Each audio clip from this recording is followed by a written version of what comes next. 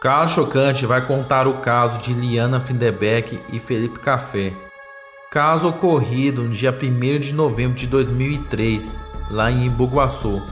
A história de um casal de namorados que resolveram passar final de semana e com a mentira que eles inventaram, acabou custando a sua vida. Vocês vão relembrar o caso de Champinha. E antes de começar esse caso, quero que vocês saibam que o canal Paralelo Metafórico finalmente voltou no ar. Exatamente. O canal do professor Daniel acabou voltando no ar. E os seus vídeos também vão ser divulgados, é claro. E muitos casos importantes que aconteceu no Brasil e no mundo. E agora, bora pro caso.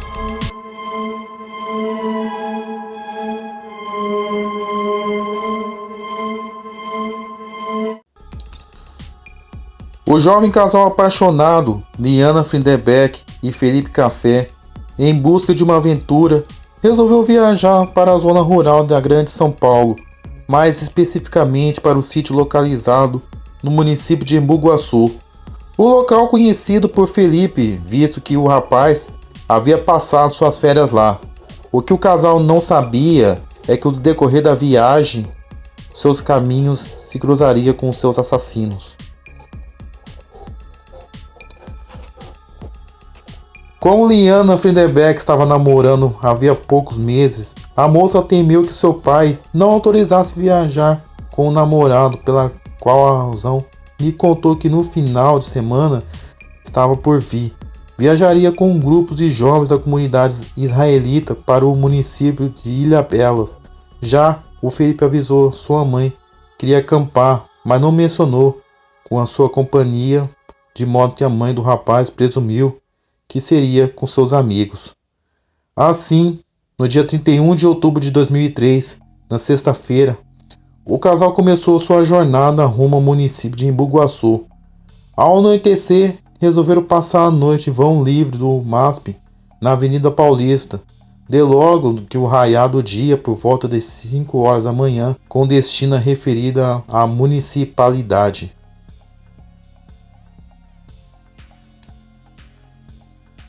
Às 9 horas, chegaram em Embu-Guaçu, mas como o sítio que tinham em mente era mais afastado, pegaram o outro ônibus rumo a Santa Rita e ainda andaram por aproximadamente 4 quilômetros até acharem o local propício para acampar. Enquanto o casal estava caminhando pelo vilarejo, chamaram a atenção de toda a comunidade local, pois estavam carregando muitas bagagens, se vestiam de forma privilegiada, que os moradores dali, além do fato de Liana naturalmente ter chamado a atenção por conta da sua beleza. Nesse momento foram avistados por Roberto Aparecido Alves Cardoso, muito conhecido por Champinha, e Paulo César da Silva Marques, vulgo Pernambuco, que seguiam para pescar no lago.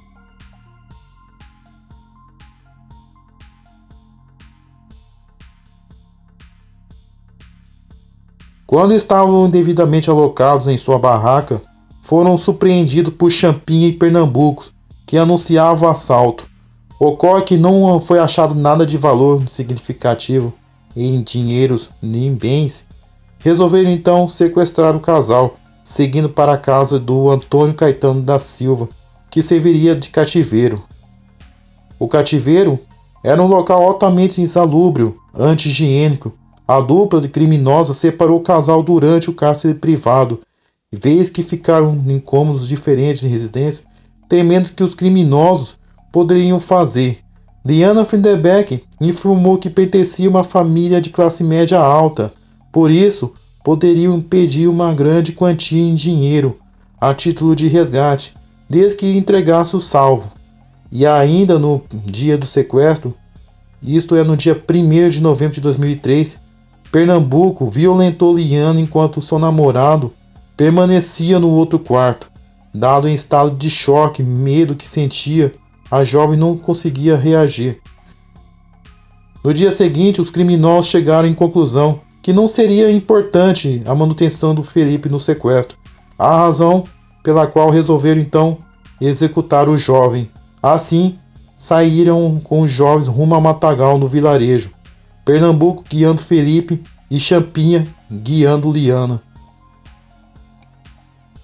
Em certos momentos, Champinha parou a caminhada com Liana e Pernambuco continuou com Felipe até que aqueles se perdessem de vista.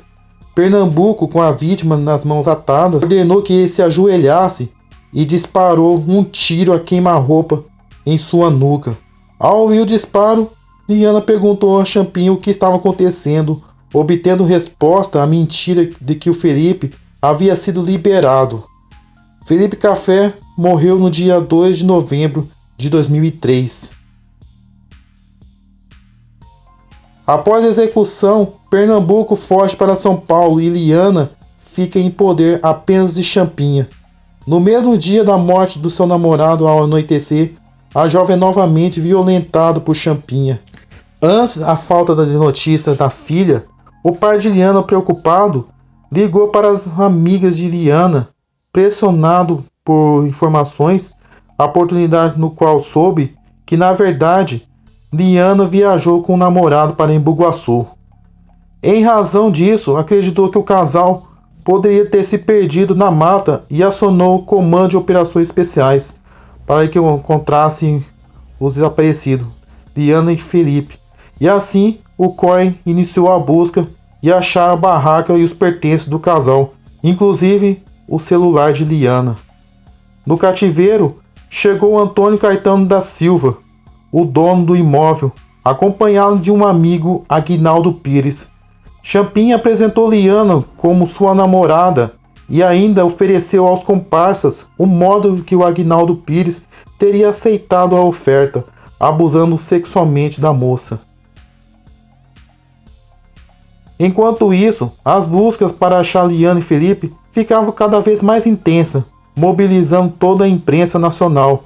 Por vezes, o pai de Liana fez um apelo nas mídias e, em consequência disso, o grande empresário, comovido com a situação, lhe ofereceu um helicóptero para que pudesse jogar folhetos com foto do casal desaparecido, objetivando todos que da região tomassem conhecimento e ajudassem nas buscas, que fora totalmente aceito.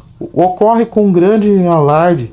No dia 3 de novembro de 2003, o irmão de Champinha foi ao encontro informar que sua mãe estava preocupada com a sua ausência em casa e que a polícia estava realizando um grande ronda na região.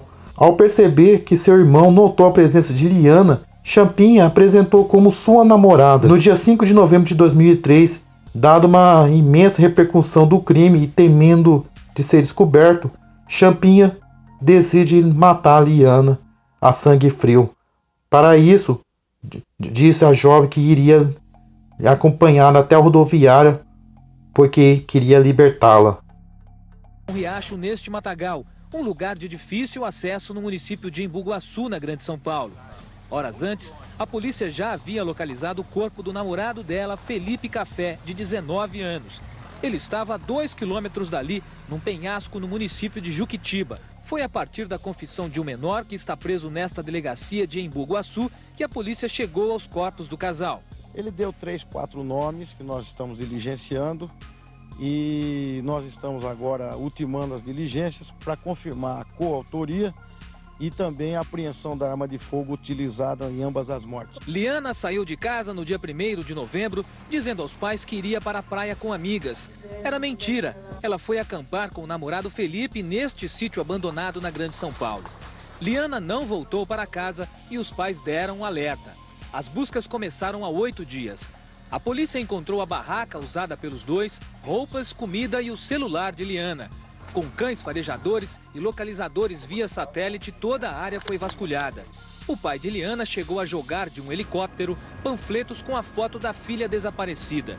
Liana e Felipe estudavam na mesma escola e estavam namorando havia um mês. No trajeto pelo Matagal, Champinha, utilizando uma faca de peixeira, desferiu inúmeros golpes no pescoço, no tórax e nas costas da vítima.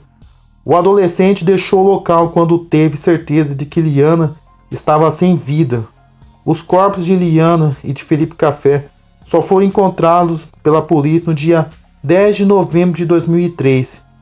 No dia 14 de novembro de 2003, Pernambuco, Antônio Caetano, Antônio Matias, Aguinaldo Pires foram presos. Champinha, por contar de 16 anos, foi apreendido e caminhado ao local destinado a jovens infratores. O Brasil se chocava com a brutalidade do crime e a forma branda que o Champinha poderia ser punido, e haja vista que, nos termos do Estatuto da Criança e do Adolescente, conhecido como ECA, o máximo poderia acontecer que seria ficar internado por 3 anos. Será que a sociedade se contentaria com essa punição? Foi a partir de então que as discussões acerca da redução de maioridade penal se intensificaram.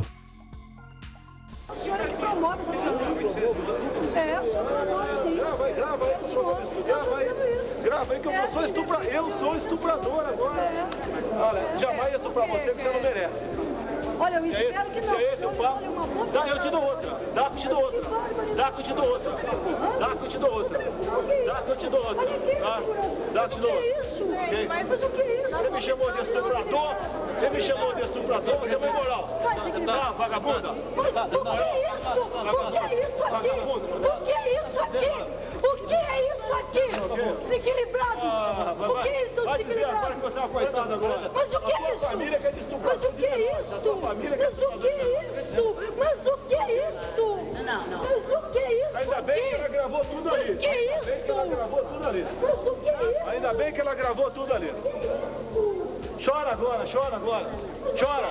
Estamos discutindo aqui com a Rede TV a questão da maioridade de 16 anos.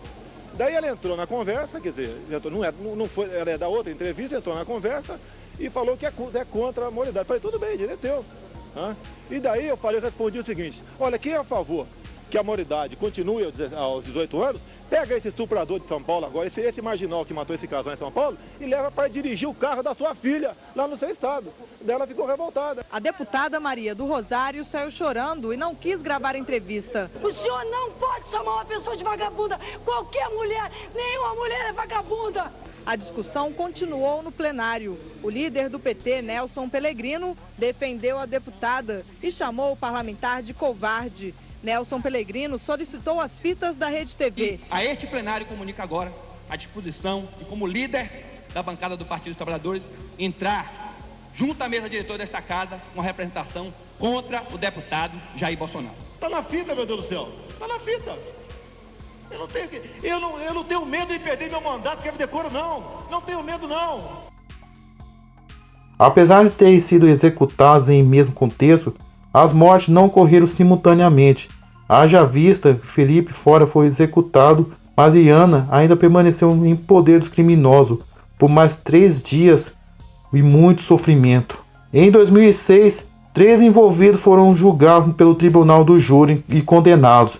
Antônio Matias foi condenado a 6 anos de reclusão e 1 ano, 9 meses e 15 dias de detenção pelo crime de cárcere privado, favorecimento pessoal e por ocultação de armas do crime.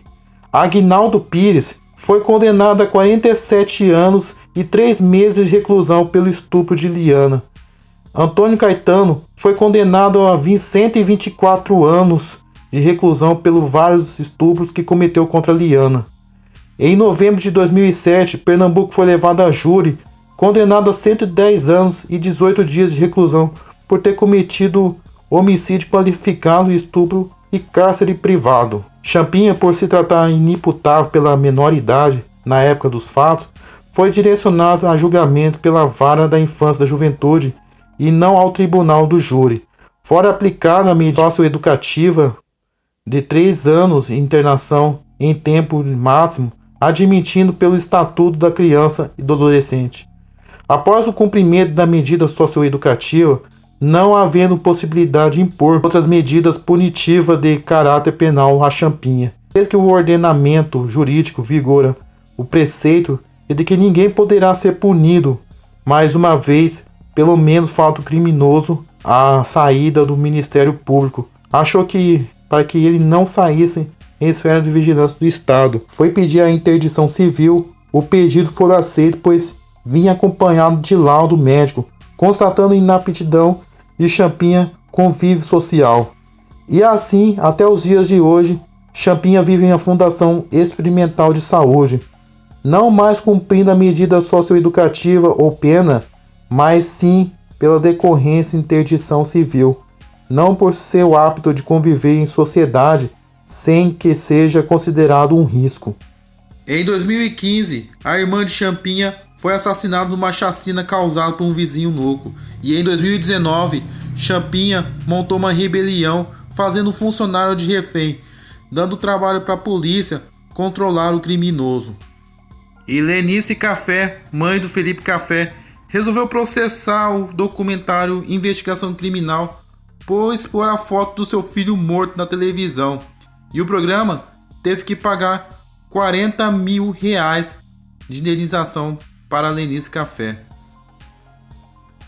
Bom, esse foi o caso de Champinha. O que você achou desse caso? Comentem, compartilhem com seus amigos e assine o canal. Até o próximo Casos Chocantes.